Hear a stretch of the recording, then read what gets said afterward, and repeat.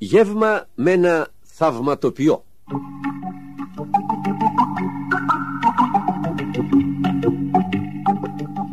Όταν πρωτοσυνάντησα τον κύριο Φίτσουλα, καθόλου δεν φαντάστηκα πως ήταν θαυματοποιός.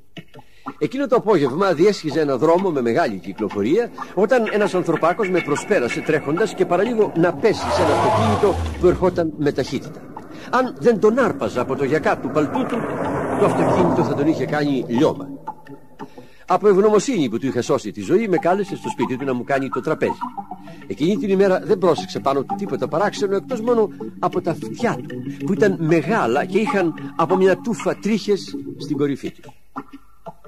Έτσι λοιπόν την επόμενη Τετάρτη ξεκίνησα για το δίπλο. Βέβαια δεν θα σας πω που είναι το σπίτι του, γιατί αν σας πω μπορεί να πάτε να τον βρείτε και να τον ενοχλήσετε. Και αυτό ίσως να τον κάνει να θυμώσει πολύ. Και άμα θυμώσει αυτός, ποιος ξέρει, μπορεί να κάνει το ένα σας αυτή μεγάλο σαν του λαγού ή τη μύτη σας σαν προβοσκίδα. Χτύπησα μια συνηθισμένη πόρτα. Μα όταν μπήκα μέσα, βρέθηκα στο πιο παράξενο δωμάτιο που είχα δει ποτέ στη ζωή μου. Είχε δύο τραπέζια. Το ένα ήταν χάλκινο και πάνω του ήταν ακουμπισμένη μια μεγάλη κρυστάλλινη σφαίρα. Το άλλο ήταν φτιαγμένο από ένα μονοκόμματο ξύλο. Το φως ερχόταν από δύο φυτά που ήταν μέσα σε μια γλάστρα στη μέση του τραπεζιού. Δεν πρέπει να ήταν ηλεκτρικές λάμπες, γιατί όταν άγγιξα τη μια από αυτές ήταν κρύα και μαλακιά. Η τύχη ήταν σκεπασμένη από πάνω ως κάτω με κουρτίνες γεμάτες κεντήματα που παρίσταναν ανθρώπους και ζώα. Ξέρω πως ήταν κεντήματα γιατί τα πιάσα. Ήταν όμως πολύ παράξενα κεντήματα. Όσο τα κοίταζες, τα πρόσωπα έμεναν ακίνητα. Αλλά όταν κοίταζες αλλού και ύστερα γύριζες πάλι το κεφάλι σου, είχαν αλλάξει θέση. «Δεν μου λες», είπε ο κύριος Φίτσουλας, «φαντάζομαι να τρομάζεις εύκολα, ή μήπως κάνω λάθος?» Όχι και πολύ εύκολα», είπα εγώ. «Εντάξει λοιπόν, θα καλέσω τον υπηρέτη μου. Σε προειδοποιώ όμως πως είναι λίγο αλόκοτος». Και αμέσως ο κύριος Φίτσουλας χτύπησε τα μεγάλα αυτιά του πάνω στο κεφάλι του. Έκαναν ένα θόρυβο σαν το χτύπημα των χεριών, μα λίγο πιο σιγανό.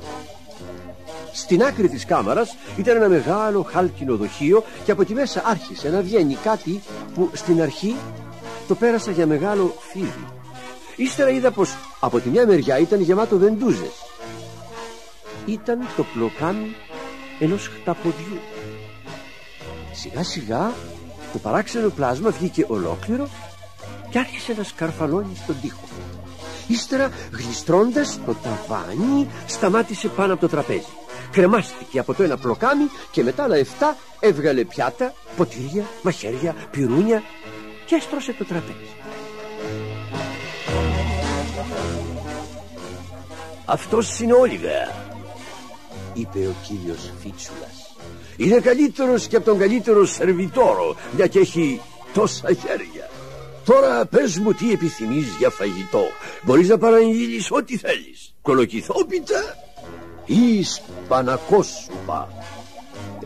«Προτιμώ τη σούπα, ευχαριστώ». Δεν είχα δώσει σημασία στο ψηλό καπέλο που φορούσε συνέχεια ο κύριος Φίτσουλας. Νόμιζα πως το έκανε από παραξενιά, ως τη στιγμή που έβγαλε μέσα από το καπέλο τη σούπα και γέμισε 2 βαθιά πιάτα. «Θα χρειαστούμε και λίγη κρέμα. Έλα εδώ, φιλίτσα».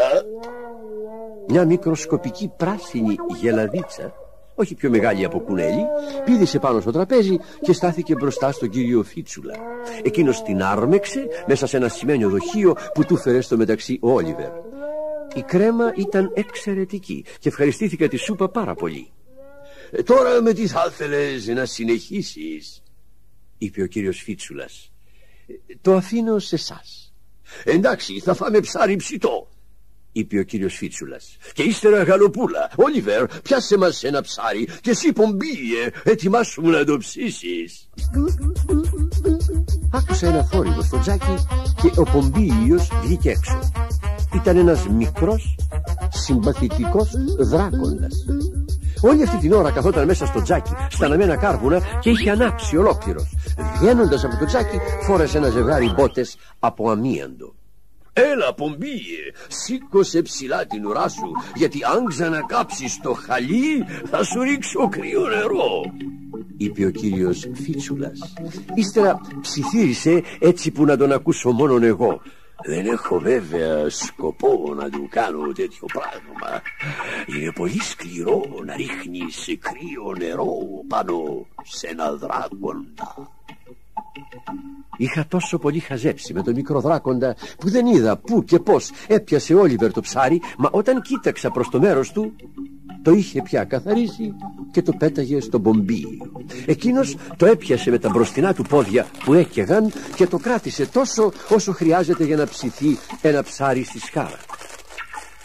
Ο Όλιβερ πήρε ένα πιάτο και σερβίρισε το ψάρι αχνιστό. Τότε ο κύριος Φίτσουλας μου είπε: ένας δράκοντας είναι πολύ χρήσιμος και για να τρομάζει τους κλέφτες είναι πολύ καλύτερος από ένα σκύλο, δεν νομίζεις? Για να πω την αλήθεια, κύριε Φίτσουλα, ντρέπομαι που το λέω, μα ο Πομπίος είναι ο πρώτος δράκοντας που βλέπω.